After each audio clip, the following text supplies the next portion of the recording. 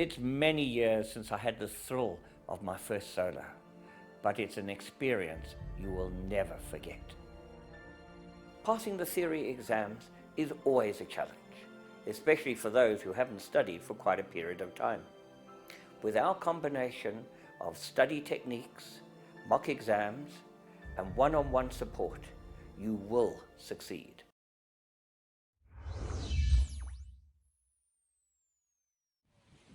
At least 270 rhino have been killed in South Africa.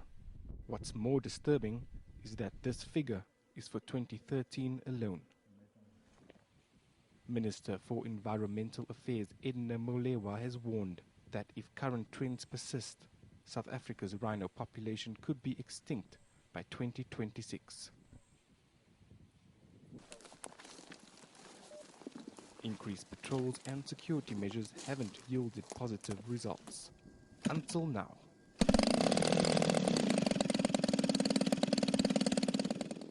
This may look like a toy plane, but it's not. This drone is a way for game parks to be one step ahead of would-be poachers. And the results speak for themselves.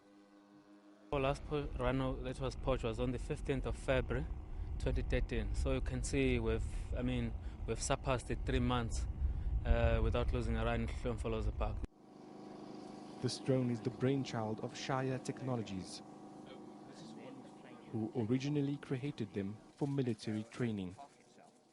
They can be up in the air for about 6 hours at the moment and cruise at about 100 kilometers an hour. So we've got about 600 kilometers that can be covered. Footage from onboard cameras is broadcast to control units on the ground, ensuring a fast incident response. The drones also have autopilot capabilities, but should anything go wrong, a ground pilot can retake control. And while the operation requires deep pockets, it costs roughly 1,850 Rand an hour to keep a drone in the air, because it's not just the machine, it's the whole process that goes behind it. There is no ways a machine by itself does anything. This team believes the choice is simple. This is a choice that the government and the other sponsors have to make. Do we want to keep the rhinos, or do we want to lose the rhinos? This technology then does seem to work, and it would seem eye-in-the-sky policing could be the solution to rhino poaching. The question now is whether government will invest in ventures like this in parks across the country. Zaid Basir, KwaZulu-Natal.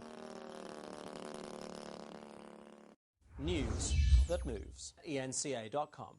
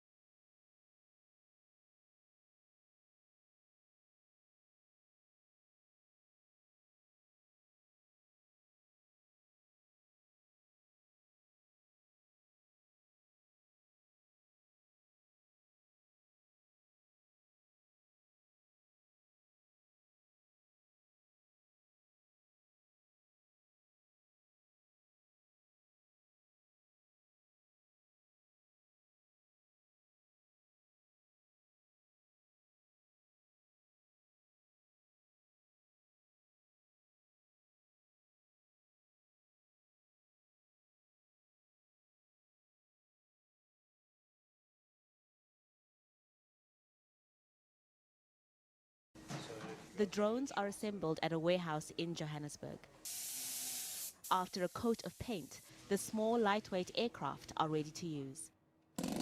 It's a new way to help save the endangered rhino from poachers.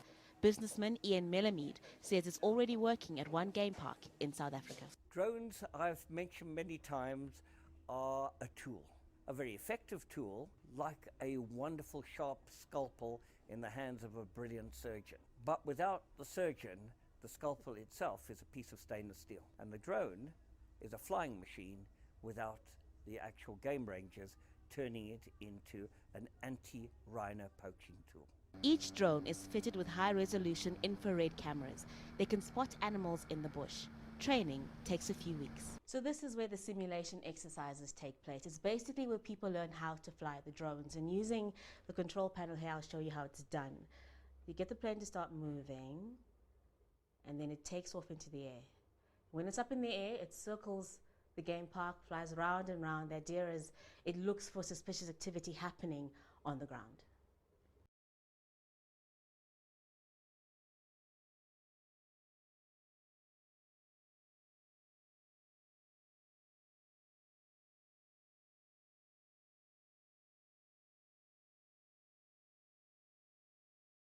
They've become a reality of our everyday life. Drones are taking over the skies, and one flight school in Johannesburg has started Africa's first drone university.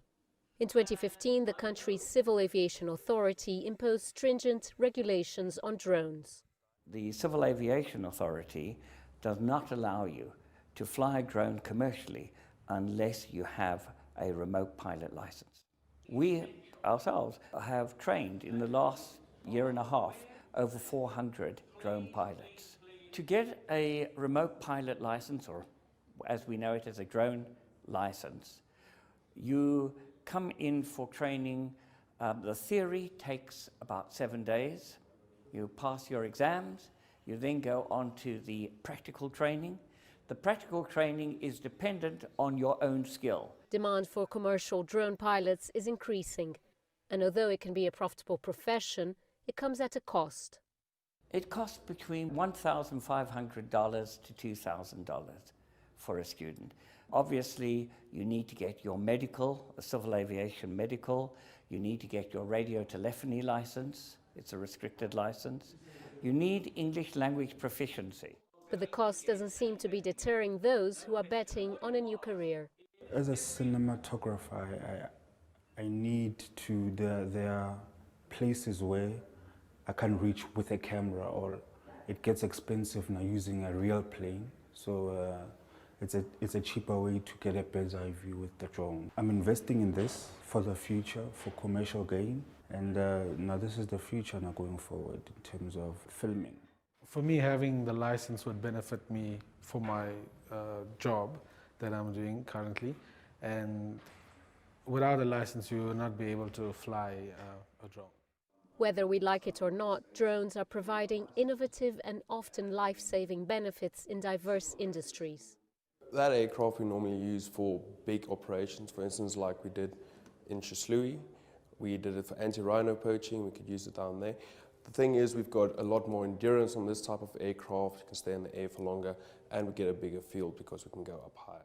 It's all about aviation safety, and Africa's first drone university will be standing by with controller in hand, teaching the next generation of ground pilots. Julie Shara, CGTN, Johannesburg, South Africa.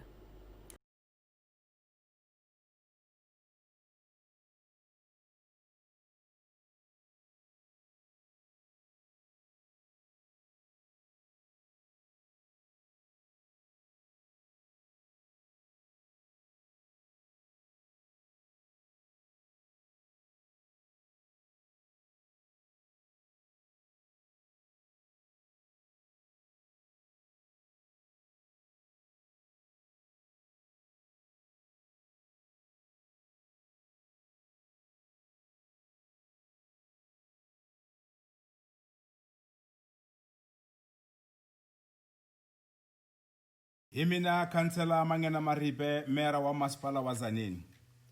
Himaka ya vuvabyi bya ngozi bya coronavirus. Ikumbela vaakatiko ku tshama emakaya va huma ntsena loko swi boha. Hlambani mavoko a n'wina nkarhi na nkarhi. Basisani laha mi tshamaku kona. Loko mi ri vanhwini, siyani mpfhuka exikarhi ka n'wina. Ha khensa. Gina Mera Mangena Maribe wa Greater Tzaneen Municipality. Gaba ka la bothata bogolo bja coronavirus, re kgopela badudi ka moka ga bona go dula magaeng le tswe fela ge le gapeletšega. Tlhapang matsogo nako le nako. Ge le le gare ga batho, siang sekgoba magareng ga lena. Re a leboga.